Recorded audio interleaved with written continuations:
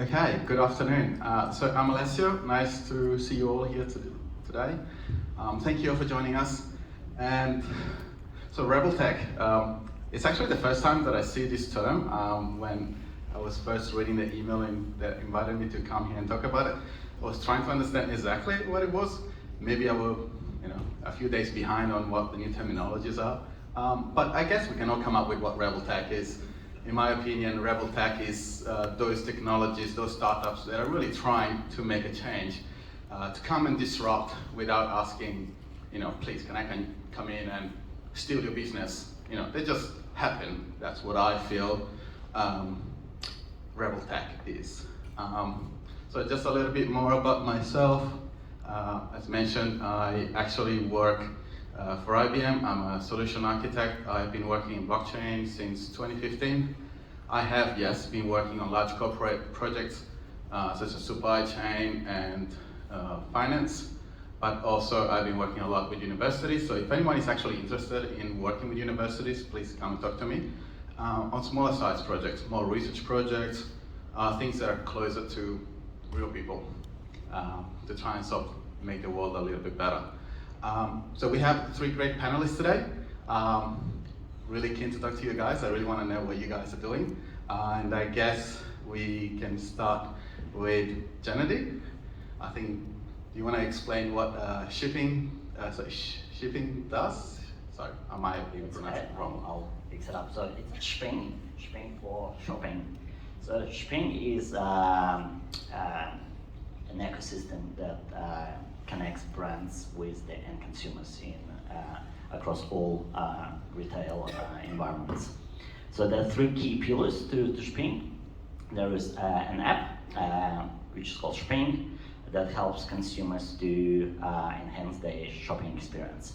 So it helps them save, and some of our clients save around 15 to 20% on their grocery shopping, which is quite important in current economic climate. And also because they're now visible by brands, they earn substantial rewards for engagement and buying products. The second pillar is Shping Connect. Shping Connect is the interface of where brands manage their campaigns, their consumer engagement campaigns, and can influence shopping behavior and decisions. And the third pillar is Shping Coin. So it's a universal coin of reward, also a utility token used by Shping ecosystem. Shping Coin is traded on all major exchanges such as Coinbase, Poloniex, Gate.io, Timex. So essentially, the way the tokenomics works is when consumer writes a review or engages with the product or buying the product, the brand will purchase Shping coins from the exchange and pass them to consumer. So a lot of the brands who's using our platform, we have a lot in FMCG brands, brands like Asahi, Kraft Heinz, Pepsi, and that's how the tokenomics works. So this is sort of elevator pitch on Shping. Cool. I guess the discussion that we want to bring up today is about what are the really great startups that have survived. That's the first thing. And what can we do to help them, to nurture them, to facilitate their journey? Because we have seen in the last couple of years, the way we do startups has changed quite a lot. I've been in the startups from the judging panel to the one being judged, so I've seen both sides, and it has changed dramatically. And so that's probably what we want to hear today. But maybe let's start with some examples. So can you give us some examples of the startups that made it, the products that are really disrupting the economy or the system at the moment? Look, we hear talk, so a lot of discussion is around the blockchain, so it's probably worth mentioning the well-known utilities or projects on the blockchain. For example, Ethereum is a great project. Brave browser is a great project. I guess it's probably too early to say that it's sort of reached the mass adoption, but I think it's on its way towards it. And I guess to answer your earlier question, what's how we can support in early startups? I think the early startups needs to be supported by the team, first of all, and if the team believes in what they're developing, and if the sort of the founders have managed to get the right group around their project, the believers in this project, and constantly assess and evaluate if the concept has legs, and if they all truly believe in this project and they continue pushing with it, and even if they fail at one point, they assess whether they failed because of the concept or because of the execution, and if this is because of the execution, they need to continue trying. So I guess we can't really support as consumers. We will use it if it adds value to us, but I think it's responsibility of the project and the team to help themselves if they truly believe in what they're developing. So I guess just before I move to Emily, because I really want to ask Emily a few questions. In your journey, what do you think has changed in what used to be ideation to prototyping to MVP to going to market to going to growth? Has that changed in the last few years? Has Web3 changed how we do that journey? It's hard to sort of pinpoint a particular change in the last couple of years. Obviously, the landscape is changing, everything is changing, the way we consume products is changing. And I guess we also change, so it's sometimes hard to pinpoint where the change is. It's like watching a clock. It's very hard to see that hand moving if you constantly look at it or if you're involved. So I guess we all adopt to the changes, and yes, there are a lot of changes if you look at the last sort of 15 to 20 years, the way technology have changed us and the way we consume technology. Okay, so Emily, very curious, director for Microsoft for startups. So I'm very interested because somehow we overlaps what we do. So I'm really interested in knowing your point of view. So how can we support startups? What do they need from us?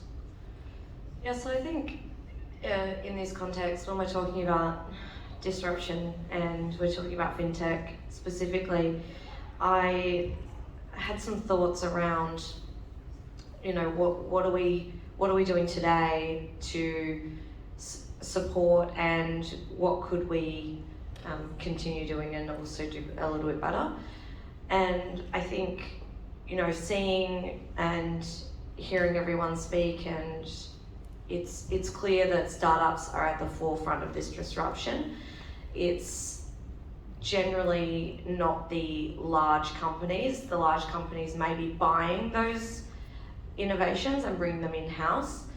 But we see things like, I thought of a couple of examples. I thought of, how easy it is now to do buy now, pay later online, and how easy it is to open a bank account. Those were the two that I really thought have, without the disruption of neobanks and without making way for some of these things, how would we have been able to actually have this technology for the modern world? So I think in response to that question, we need to, as VCs, private equity, angels, whatever, any kind of credit or debt funding, continue funding these projects and these companies, and then also and what we're seeing a lot more of now, and what I sort of see continuing, is that larger companies getting out of the way a little bit, and actually not. So challenger banks were such a really big deal for the big banks, and now it's actually very interesting because although it is, people are moving away from larger banks. Like I myself am with a neobank, and the idea behind that, I think for me, is let's continue supporting this innovation. in those ways. So consumer, you mentioned consumer buying behaviour. Consumer buying behaviour is changing. So to continue to actually help these companies, I think it comes down to funding and also these large companies seeing the need for innovation and disruption, and either A, funding the companies, which is something I've seen, or B, eventually buying the company and bringing it in-house. So there was a good discussion around whether disruption is equal to destruction, and because you brought on stage the neobanks, I guess I really want to go and touch that. Sorry, this was absolutely not staged. No, absolutely, this is really not. These weren't in the questions at all. No, not at all. So I'm really interested. In the last year or so, we have seen a lot of the new banks, basically, they exploded. They all of a sudden, I can name at least 2 or 3 that exploded. I think Sumo Banks is one that remained, the Level Up exploded, I don't know. Anyway, 86400, which is now Ubank. Yeah, so they've been acquired. So do you think they were just looking at the wrong problem, or was it too early for them, or what happened? What do you think? In terms of the acquisition, or? In the terms of why did they fail? Was it some? Oh, so some of the ones that, okay, you're talking about the ones that actually failed, not the ones that did well. Okay, I was going the other way. I was looking at it from a positive light. The ones that failed, I think, I think it has a lot to do with every other company that fails, to be honest, you know. I don't know why those particular companies failed. I didn't have anything to do with them or the founders, but you know, it could be anything from founder breakdown to running out of money to you know, too many in market, not being able to keep up with your marketing budget, mismanagement, anything. It's the same way that any of these companies fail. I mean, there's a bunch of online home loan companies now, and we've seen a lot that are doing really well, and then we've seen a lot that have gone to the graveyard and have failed. Just a normal good old startup mistakes. I think, well, that's what I've seen, without actually diving into some of the, you know, without actually knowing the companies personally and without actually knowing what sort of happened there. But the ones that have gone really positively have, you know, a lot in common. They have great marketing, they have great teams, they have great founders, they have great leadership, they have all the things that make up a really good company. So to me, it's the same as any other company that fails. Okay, moving to Jeff. So Jeff, you were in a very small niche. I was gonna say, in your case, to support the idea was that, for example, I know Sumo Bank decided to just focus on businesses, and I guess that was a good choice. That was a niche, so nobody touched it. So I guess moving to you, Jeff, Okta is very specific, one very specific service which I believe everybody will need at some stage. I'm terrible at this because I've been in IT for almost 20 years now, so I'm the person who basically realizes that, you know what, it's not for somebody else, it's just for me, so I don't really care about my password. I'm gonna use the same password for the next 20, 30 years. I just make sure that my clients, I do the due diligence. But for me, I know that if somebody wants to get into my system, they will probably find a way. Probably a 20 years old password, that definitely exists. So Jeff, can you please tell us about Okta? Yeah, thanks. So yes, Okta is a brand and a company, right? So we're a company that focuses on identities. When I mean identity, this could be 2 parts, right? We have identities that we use every day as employees. Remember, like we log in to access our corporate apps, basically accessing either an email, your business applications. We secure that as part of the process. And the other part of what we do as well is the consumer identity. So everyone who did Black Friday or Cyber Monday, so if you went on shopping on an online e-commerce store, most likely in the background, it's Okta protecting that service. And what we do is basically we're always transparent. Because we don't want to affect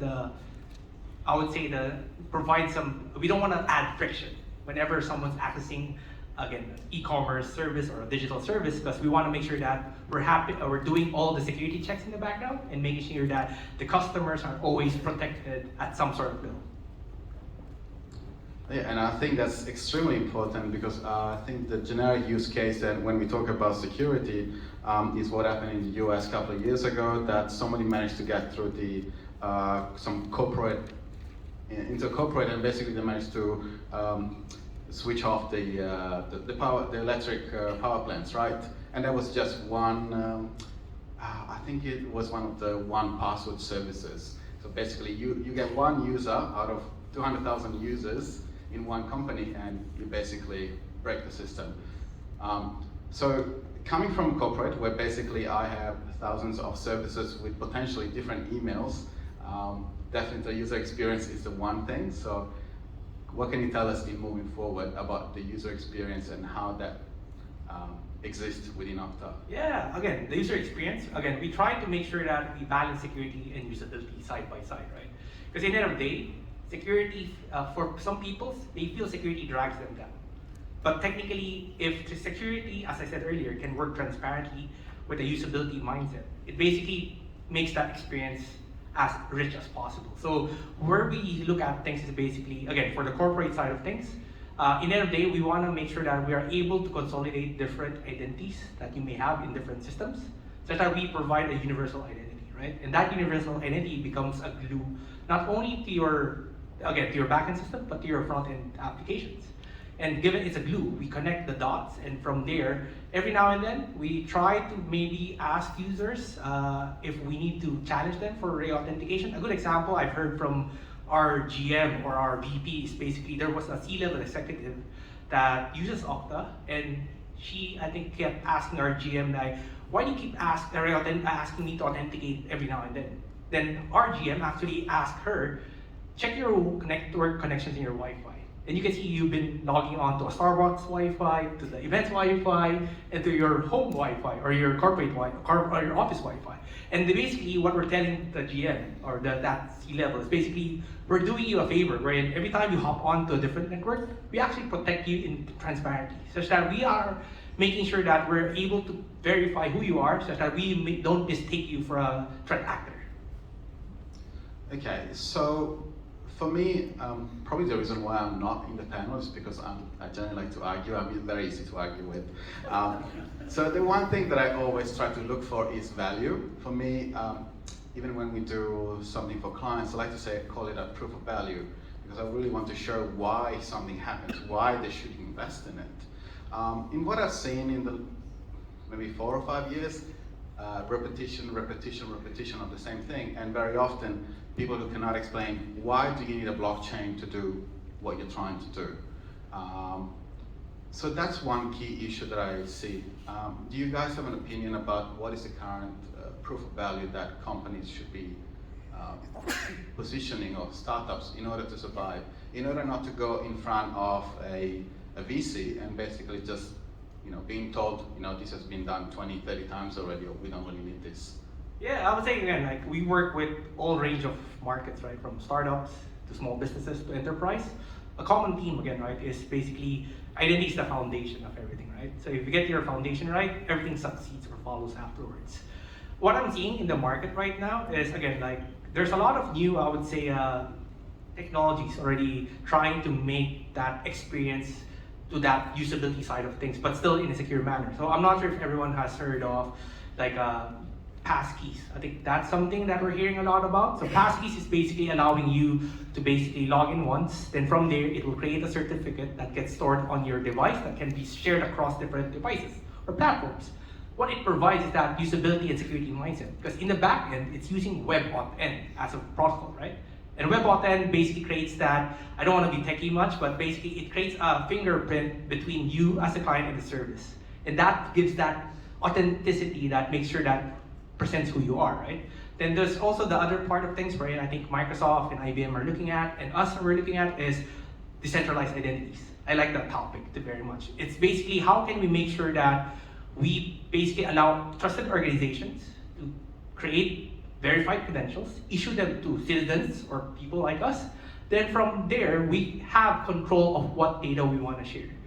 The problem I think right now with that concept is, again, it's not widely taken up yet by the masses. So it will take some time, similar to, again, back then. Like back then, internet was already available, but the phones were not yet ready. Hence, there was that gap, right? So that's one thing we're looking at. And in terms of blockchain, I think we look at things, say, how do we interoperate? Because in the end of the day, in the blockchain, I know people will argue with me.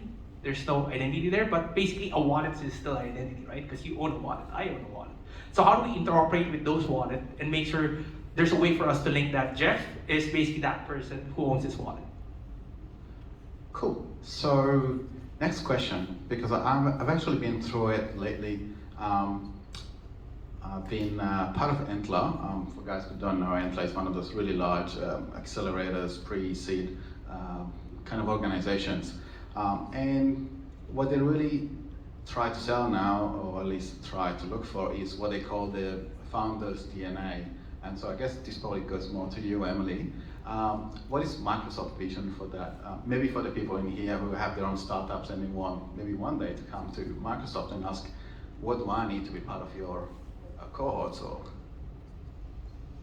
So what is successful founder DNA look like, essentially? in Microsoft, yeah. Because I think in IBM it looks in one way, in Antler it looks in a different way. Yeah. In Europe they look in a completely different way. So yeah, why not? So yeah, for Microsoft it's different again from what you would see generally speaking. So if I had my VC hat on, it would be a different answer. Microsoft, from the Microsoft side, it's definitely around what areas do we sell into and what areas are our largest pillars, so our largest verticals. One of those is financial services, so that's one of our major pillars. So we do look at it from a standpoint of down the track, and we'll take startups from absolutely idea stage, not even incorporated, all the way through to you're selling to really, really large enterprise companies, and you might be sitting at sort of Series C, and then you might head into our pre-unicorn team and work with them, and then into our unicorn team. So the whole, basically the whole gambit across the line. But what we are looking for essentially are companies that we can partner with. So that's generally B2B. We are doing a little bit of B2C, but majority is B2B, and that's just for the pure fact of being able to have you as a partner, and then being able to on-sell your service as you get larger and introduce you to customers and things like that. So we have technical enablement and then we have business enablement. And so those are the two that go together. For our consumer startups, we do take consumer startups. We are absolutely not against it. It's just the business enablement looks very different, because when we're doing what we call co-sell, which is essentially selling through channel with the likes of Microsoft, and I know IBM does similar, and so does Amazon, and et cetera, et cetera. We're looking at that business-to-business relationship. Okay, so just before going to questions, so Shping, if you were to go back, when did the company start? Shping started in 2018. 2018. So what is something that you would have done differently? Through any startup, you're doing a lot of experimentation, and some goes well, some fails. Therefore, you come back, you're looking back to your drawing board, and you see what you need to fix. And I think it's a journey that everyone has to go through. Obviously, ideally, if someone would tell me don't do those two things, they're gonna fail, go straight to third. That would save us some time, but I think it's the natural journey that you just need to go through. Looking backwards, I think we got where we wanted to be at this point of time. There is a very long journey ahead of us. We're still at this stage in Australia, and we're planning to roll out globally, but I think that we're doing something right. And Okta, how different is Okta today from when you first imagined it? Yeah, to be honest, I was fortunate because I joined as the first technical resources in Okta back then when it was like pre-IPO days. Yeah, so I would say the evolution of Okta, I would say, started with the enterprise workforce identity mindset. I think everyone knows, again, if you're basically in a certain university or a certain enterprise organization, if you see something like something.okta.com, that's actually Okta, right? Then the evolution, I would say, is more of from the enterprise identities, we extended it to partners, because in the ecosystem, right? We look at things in a way wherein people, organizations work with another organization. So how do we cross-federate or cross-collaborate together, but making sure that we're able to secure that way. Then later on, we found this emerging market, wherein it's not emerging anyway, but it's more of a lot of people, organizations during COVID adopted the digital first mindset, because everything was not on store or in-store transactions, right? So everyone was trying to get out the first digital capability that they have. And that's where we focus now on consumer identity. So if I look at the spectrum, it's purely more of, again, like the evolution was more on the workforce first, the extended workforce, now the consumer identities, but fast forward to 2022, right? We're now looking at evolutions, right? What I told you, like making passwordless a thing, because again, everyone still uses a password. That's how we think, how we normally use. How do we enforce open data economy? That's why earlier in one of the panels, we actually discussed how we empower CDR, which is like our own version of open banking, right? Then the last part is more of that, again, like how do we leverage the advancements in the technology side to provide that seamless, secure, seamless, secure experience, such that we provide rich and long-lasting experiences. Okay, so evolution, transitions. I guess I've seen a lot of startups, starting with say, oh, we want to do B2C, then we do B2B, then we do B2C again, then we do B2B to C to B, and that's the evolution of things normally, right? So let's do questions. We've got 5 minutes for questions, is that what it means? So we got 5 minutes for questions. Do we have some questions?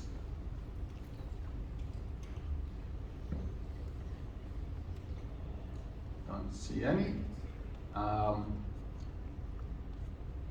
We don't have any questions. I guess everything's perfect. Been very crystal clear. Well, in your opinion, what is the future? What's the future Rebel Tech app?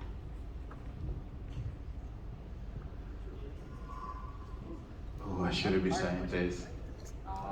I think I shouldn't be saying this. This is my secret project now. I'm actually trying to work on pure B2B metaverse. Trying to move away from what's already been the video games that are appearing, and try to come up with a proper platform that would allow different layers of like corporate service providers and then community to cooperate at a business level in some sort of a metaverse. So I think in a way the metaverse will be a success. We just haven't got the not even the adoption, the right one. At this stage, I don't want to look at what I see and call it a metaverse. I don't want to be in that. I was about to say that we could be here for the next probably half a day. I'm convinced I'll be dead before the metaverse takes off. I'm absolutely convinced that it's going to take a very long time. But that's my opinion on that. Yeah. Probably. But I can tell you, I've seen at least 2 companies that managed to get funding just because they brought metaverse in their proposal. And and this was really funny. I can't tell the names, but this was basically a 50-year-old guy who proposed to a board of people. The youngest person on the board was like 60. And just because they heard the word metaverse, they actually approved it and get funding for it. I looked at the project because he asked me to have a look at it, and I told him, look, this has got nothing to do with metaverse. Yeah, but doesn't matter, I just put it there. Yeah. The 16-year-old guy probably gonna make it because he's younger.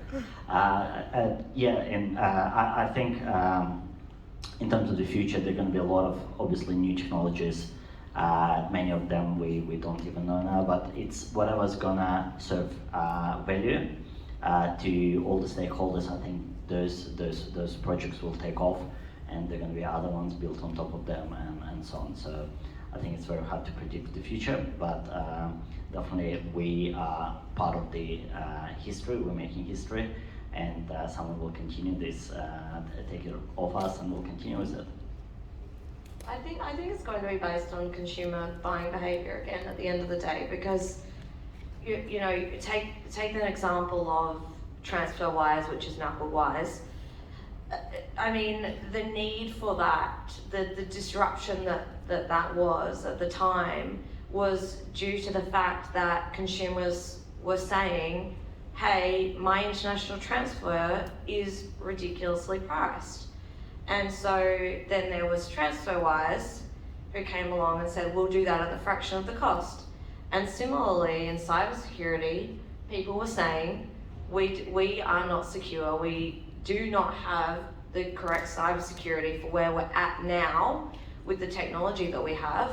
And so the consumers are actually pushing that. I think Wise is a classic example of don't try to save the world, just try to do something extremely small, fix it, and yeah, I'm a big Wise supporter. I use it a lot. So I think for me, for what's Rebel, again, it's basically considering a vendor agnostic solution, because again, right, technology keeps updating every now and then. We need to keep up with the technology, make sure we take advantage of the newer ones that will make, again, our product or service competitive. And in that back end side of things, again, like if you can do a certain operation less than 1 or 2 steps, I think that's a Rebel app already. we call it hybrid in IBM. All right, well, thank you so much. Hey, yep. Thank you so much for being here today. It was a pleasure. I hope you guys have learned a few things, and if you want to connect with us, please do. You all know our names.